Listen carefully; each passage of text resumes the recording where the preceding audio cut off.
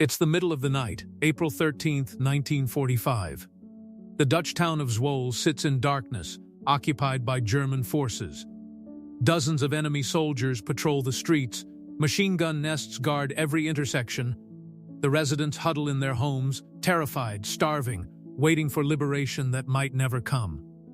And then, from the outskirts of town, a single figure emerges from the shadows. One man, armed with a rifle, a few grenades, and courage that borders on insanity. But here's the thing that makes this sound impossible. He only has one eye.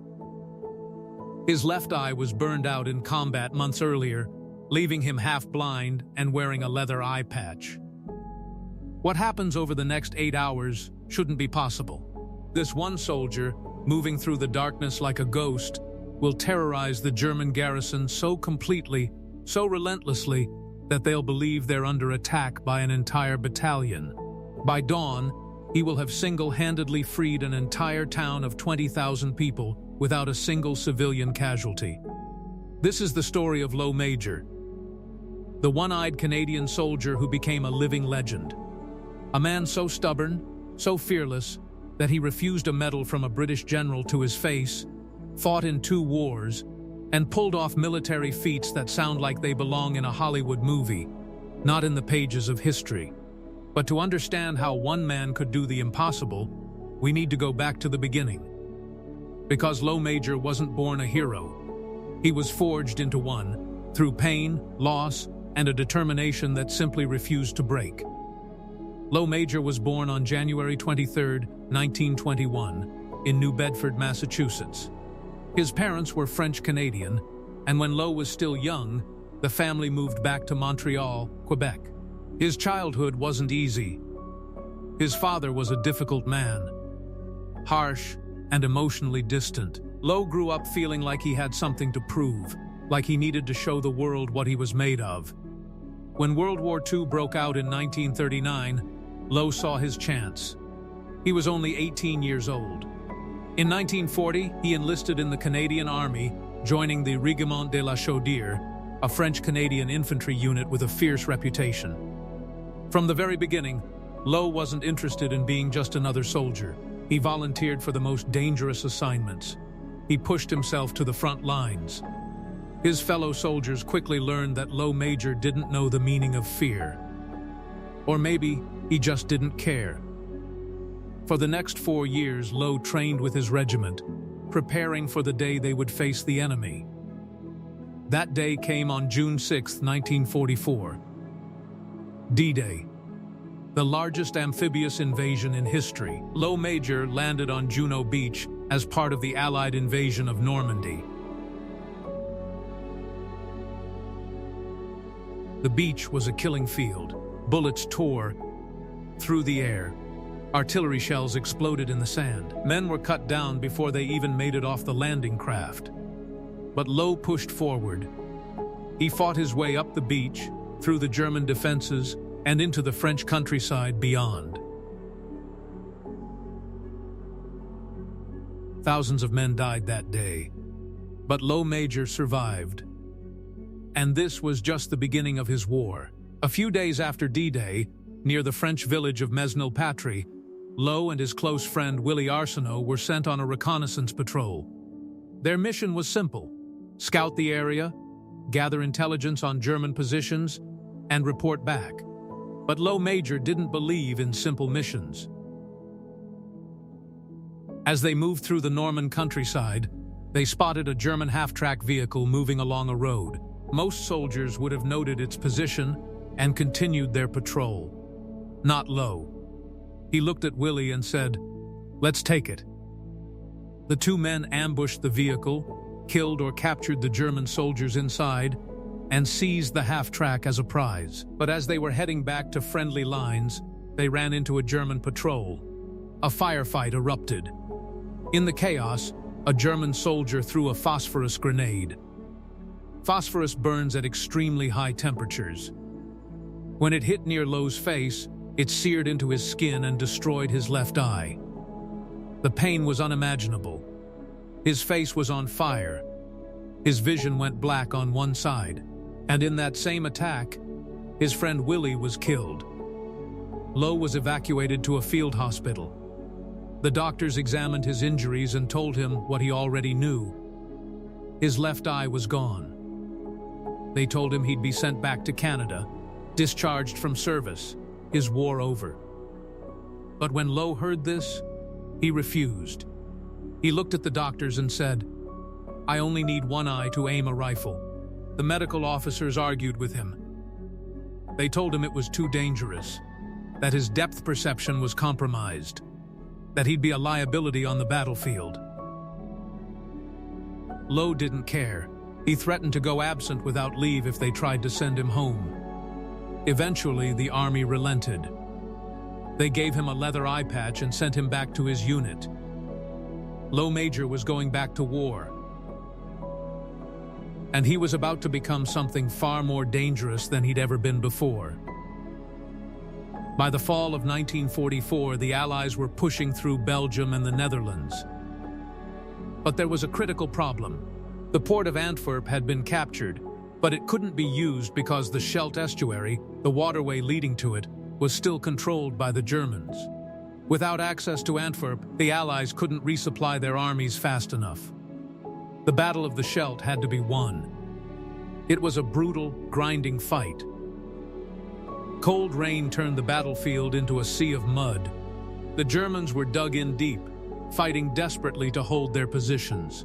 Canadian forces took heavy casualties for every meter of ground they gained. And it was here, in the freezing mud of the Netherlands, that Léo Major would first earn his reputation as something otherworldly. One night in October 1944, Léo and another corporal, Willie Arsenault, no relation to his friend who had died, were ordered on a reconnaissance mission near the town of Woensdrecht. Their job was to scout enemy positions and report back. Nothing more, but when they discovered a German stronghold held by SS troops, the most fanatical of Hitler's forces, Léo had a different idea. The position was heavily defended. Dozens of SS soldiers, machine guns, fortified positions. The smart move would have been to retreat and call in artillery. Léo didn't do smart. He did impossible. What happened next sounds like fiction. Over the course of several hours, fighting through the darkness, Léo and his partner killed or captured nearly 100 German soldiers. Think about that for a moment. 2 men, 100 enemies. They moved like ghosts, striking from the shadows, throwing grenades into bunkers, picking off sentries, creating chaos and terror in the German ranks. When Léo returned to Canadian lines with dozens of prisoners in tow, his superiors thought he was lying. They thought he was exaggerating. But the German POWs themselves confirmed every detail. 2 Canadians had destroyed an entire company. For this action, Léo was awarded the Distinguished Conduct Medal, Britain's second highest military honor, second only to the Victoria Cross. It was a tremendous recognition. But when British General Bernard Montgomery himself tried to present the medal to Léo, something unexpected happened. Léo refused it. He looked the general in the eye and told him, "I don't want anything from you. Why would a soldier refuse such an honor?" Because Léo blamed Montgomery's poor planning for the deaths of many Canadian soldiers, including his friend Willie back in Normandy. He held the general personally responsible. And Léo Major didn't care about rank or protocol or consequences. He cared about his friends, and no medal could bring them back. This was the kind of man Léo Major was. He didn't fight for glory. He didn't fight for recognition. He fought because it was the right thing to do, and he was about to prove that in the most spectacular way imaginable. By April 1945, the war was nearly over. Nazi Germany was collapsing. But the Netherlands was still suffering. The Dutch people were starving under German occupation. Every day the war continued meant more civilians would die. The Canadian Army was advancing toward the town of Zwolle, a strategic location with bridges over the Ijssel River. Intelligence reports said the town was heavily defended by German forces. The standard military procedure was clear. Bombard the town with artillery to soften up the defenses, then send in the infantry to clear out what remained. It was the safe option, the logical option, but it had one terrible consequence. The bombardment would destroy the town and kill the Dutch civilians who had already suffered so much. Léo Major couldn't accept that. He went to his commanding officer and volunteered for a different mission. He would go into the town alone, at night, to scout German positions and see if the bombardment was truly necessary. His commander was skeptical. One man into an occupied town? With one eye? In the dark? But they knew Léo. They knew his record. They gave him permission. But they also gave him a partner. Another French-Canadian soldier named Wilfred Arsenault. Yes, another Arsenault. It seemed that men named Arsenault were drawn to Léo's insane missions. On the night of April 13, 1945, the two men entered Zwolle. Their plan was to stay hidden, gather intelligence, and return with information.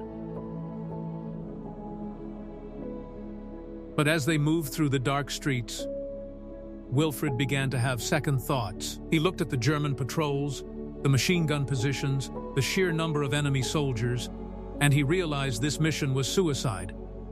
He told Léo he was going back. Léo didn't argue. He just said, "Go." And then he continued alone. What Léo did next defies military logic. Instead of sneaking through the town gathering information, he decided to do something far more audacious. He decided to liberate it himself. He moved through the streets like a ghost. When he encountered German soldiers, he didn't hide. He attacked. He would ambush small groups of Germans, kill them quickly and quietly, then disappear into the shadows before reinforcements could arrive. He hurled grenades at buildings where soldiers were sleeping.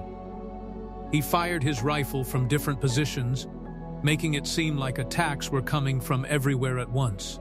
The Germans began to panic. They thought they were under attack by a much larger force. Reports started flooding in from all over town. Contact here, explosions there, gunfire from multiple directions. The garrison commander believed the Canadians had launched a major assault. He started pulling his troops back, consolidating his forces, preparing for a battle that wasn't coming. At one point during the night, Léo stumbled upon the local Gestapo headquarters. Inside were several SS officers, the men responsible for terrorizing the Dutch population, for rounding up Jews, for executing resistance fighters. Most soldiers would have avoided the building. It was too dangerous, too well defended. Léo kicked down the door and went in alone. What happened inside that building, no one knows exactly. But when Léo emerged, the building was on fire and the SS officers were dead. He had delivered his own form of justice. Throughout the night, Léo continued his one-man war. He killed German soldiers. He destroyed equipment. He spread fear and confusion. And slowly, steadily, the Germans began to retreat. They were convinced they were facing an overwhelming force. They didn't know it was just one half-blind Canadian with a rifle and an unshakable will. As dawn began to break on April 14th, Léo encountered a member of the Dutch resistance hiding in the streets. The man couldn't believe what he was seeing. One soldier? Alone? Doing all this? Léo told him to spread the word. Tell the people to stay inside a little longer. Tell them the Germans are leaving. Tell them liberation is coming. And then Léo made his way to the town center, to the largest church in Zwolle. He climbed the stairs to the bell tower high above the streets, and as the sun rose over the town, he began ringing the bells. The sound echoed through Zwolle, loud and clear and unmistakable. It was the signal the Dutch people had been waiting for, the signal that meant freedom. When Canadian forces entered Zwolle later that morning, they expected to fight for every street, every building. Instead, they found the town intact and mostly abandoned by German forces. A few stragglers were still there, and they surrendered quickly. The Canadians were confused. What happened here? And then they found Léo Major, standing in the town square, covered in dirt and gunpowder, his rifle still smoking. One man had done what an entire battalion was supposed to do. One man had freed 20,000 people. The Dutch civilians emerged from their homes, crying, laughing, embracing the Canadian soldiers. They couldn't believe it. No bombardment, no destruction. Their town was saved. And when they learned that one soldier, one one-eyed soldier, had done it all, Léo Major became an instant legend. In the years that followed, Léo tried to return to normal life. He went back to Canada after the war ended in May 1945. He married. He had children. He worked as a pipe fitter, living a quiet life in Quebec. He rarely spoke about what he'd done. To him, he was just a soldier doing his job. But the people of Zwolle never forgot. And then, in 1950, war broke out again. This time, in Korea. And Léo Major, even after everything he'd been through, couldn't stay away. He enlisted again and was sent to Korea as part of the Canadian contingent fighting under the United Nations. In November 1951, during the Battle of Hill 355, Léo and his company of 19 men were ordered to hold a strategic hill against a Chinese assault. Intelligence reports said they would face maybe a company of Chinese soldiers, maybe 200 men. That was bad enough. 19 against 200. But when the attack came, it wasn't 200. It was 14,000. An entire Chinese division crashed into their position like a wave. Most units would have been overrun in minutes. Most units would have broken and fled. But Léo Major was there.